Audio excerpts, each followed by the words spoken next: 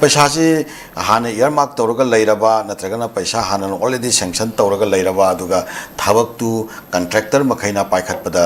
लोइसंदबोगी ओइतारगति कॉन्ट्रैक्टर मखैदो show cause notice थाबा याय अदुगा मंगोंदा करिगी थबक मतम साना लोइसंद्रिबनो हायना तव याय अदुगा टाइम पीबा याय अदुगु इमनुंदा लोइसल्लो हायदना अदु क्वालिटी सु फसना रेस्ट्रिक्ट तो कोई फसना cautiously madu fasana quality so maintain tawna na khongthang paikat pe yai mokoi information pi ba yai kaigomba moi gi stipulated time sigi manungda lenga frame toribo tamdi manungda loiba ngamak taw taragati akoi aduba contractor sing to blacklist tawni habna singba wafam sing thamakanda effective time bound mu manungda thawuk loishanna ba sen thum release to bi bada ma to bada kaigomba apan ba khudong cha da ba leiram taraga na madu ki matang to kari to bi ka da ke habna singba aduba keno sing lokhat piwi hajariba aduga madu hanana already akoy kanoda program gi proposal natragana sanction leikhaba leitriba proposal leikhaba adumba posing natabo anouba mathau taba leitaragana mathau tabam khaidu gi oiba speedy oiba task sama lengaksina comprehensively paikhat pe yanana bagi dangta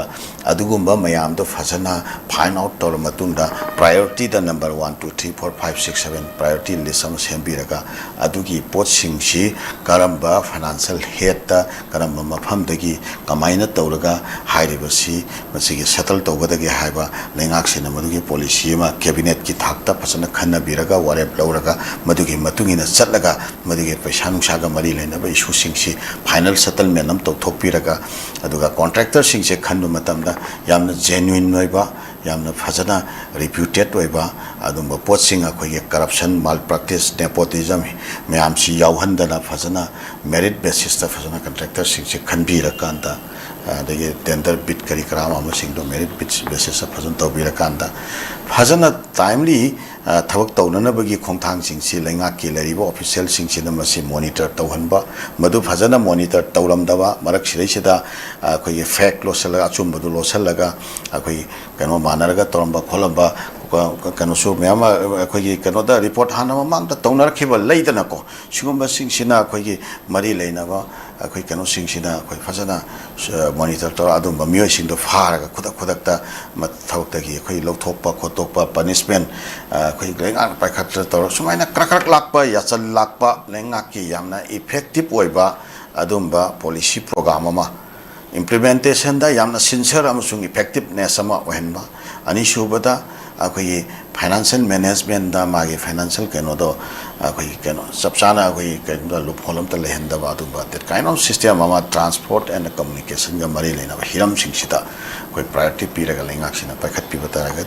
within the short time koi sida akhoi lambi thong ge leiriba hoba khudong cha da mayam se kon ba ngamgadra ina khali program ama yauriba program si akhoi thika pina na bu hona bada akhoi chahi em changthokpa ani changthokpa yauri ari amuka thika pikhra matungda thika asina chahi ani natraga ahum loisanda thambi ba yauri ari amuka tham semi ba posing je somam dagi haurak start torki ba mafam da hana napi haujalakpa dagi adu kai ba toiba yaura ba du somda loisanda ba amuk loisalaka anda sule hauki mafam du amuk semba yarak pai film yauri sigomba mayam si phajana akhoi masi lengak na hai tare phajana magi mari leina official sing si ko khalaga na sai